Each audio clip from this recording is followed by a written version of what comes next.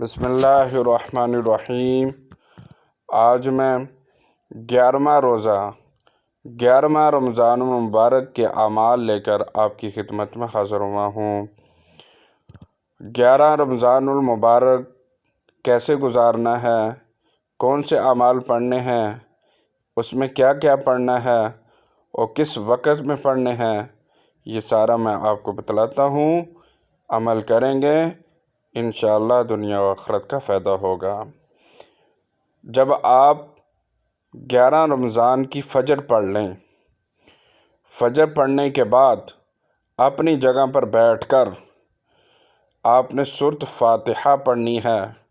جتنی آپ کی عمر ہے اتنے سالوں میں، مثلاً آپ کی عمر 20 سال ہے یا 25 سال ہے یا 30 سال ہے یا 50 سال ہے، تو آپ نے اگر 20 سال ہے تو 20 مرتبہ، 30 سال ہے تو 30 مرتبہ، 40 سال ہے تو 40 مرتبہ آپ نے پڑھنی ہے۔ یعنی جتنے سال ہیں اتنی تعداد میں آپ نے سورۃ فاتحہ پڑھنی ہے۔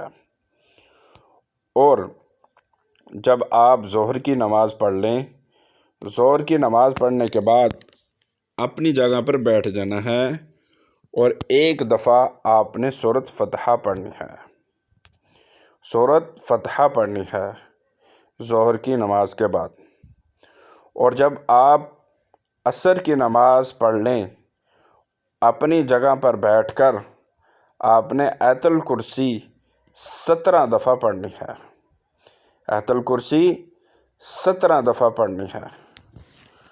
اللہ لا الہ الا هو الحی القیوم لا تأخذه سنة ولا نوم له ما في السماوات وما في الأرض من ذا الذي يشفع عنده إلا بإذنه يعلم ما بين أيديهم وما خلفهم ولا يحيطون بشيء من علمه إلا بما شاء وسع كرسيه السماوات والأرض ولا يؤوده حفظهما وهو العلي العظيم۔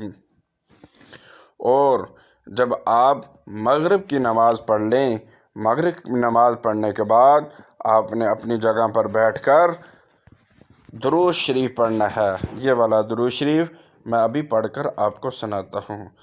اللہم صلی علی سیدنا محمد